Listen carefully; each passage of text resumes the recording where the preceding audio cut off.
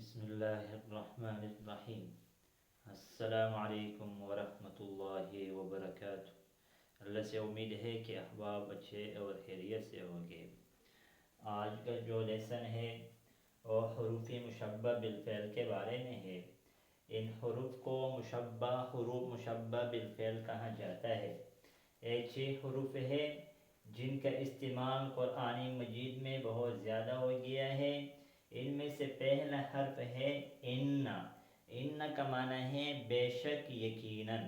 ان کا معنی ہے بے شک یقیناً، دونوں طرح معنی ہم کر سکتے ہیں۔ یہ تقریباً 960 بار قرآن مجید میں یہ حرف استعمال ہو گیا ہے۔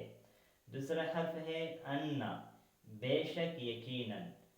اس کا معنی بھی بے شک یقیناً کے معنی میں استعمال ہوتا ہے، لیکن ان دونوں کے درمیان جو استعمال کرنے میں فرق ہے، یہ بعد میں سیکھیں گے، آج صرف حروف پڑھیں گے۔ 185 مرتبہ تقریباً قرآن مجید میں استعمال ہو گیا ہے۔ تیسرا لفظ ہے کأن۔ کأن کا معنی ہے گویا، جیسے۔ دو معنی دیتے ہیں، ایک ہے گویا اور دوسرا ہے جیسے۔ کأن 31 مرتبہ قرآن مجید میں استعمال ہو گیا ہے۔ اور چوتھا لفظ ہے لیکن۔ لیکن کا معنی ہے لیکن، 65 مرتبہ قرآن مجید میں استعمال ہو گیا ہے۔ پانچواں لفظ ہے لیتا۔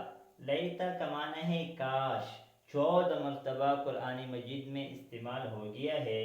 آخری اور چھٹا لفظ ہے لعل۔ لعل کا معنی ہے امید، شاید کا معنی بھی کر سکتے ہیں۔ یہ تقریباً 129 مرتبہ قرآن مجید میں استعمال ہوا ہے۔ تو یہ 6 حروف ہیں جن کو حروف مشبہ بالفعل کہا جاتا ہے۔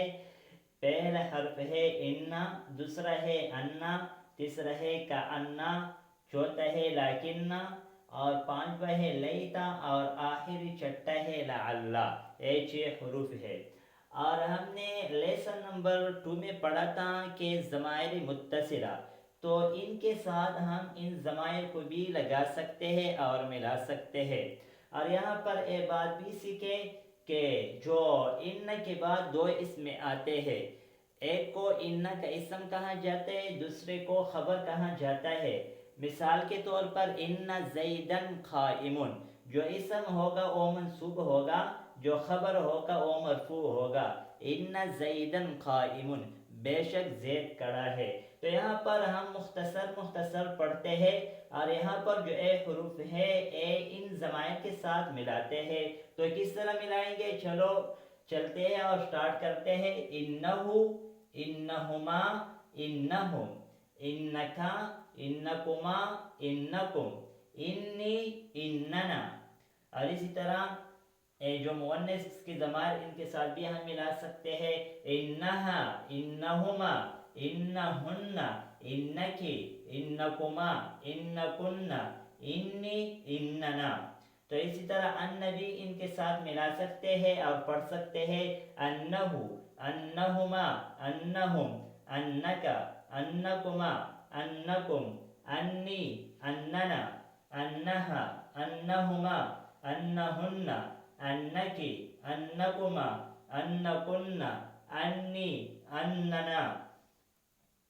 تو اسی طرح کأن بھی ملا سکتے ہیں۔ کأنہو، کأنہما، کأنہم، کأنکا، کأنکما، کأنکم، کأنی، کأننا، کأنہا، کأنہما، کأنہن، کأنکی، کأنکما، کأنکن، کأنی، کأنا۔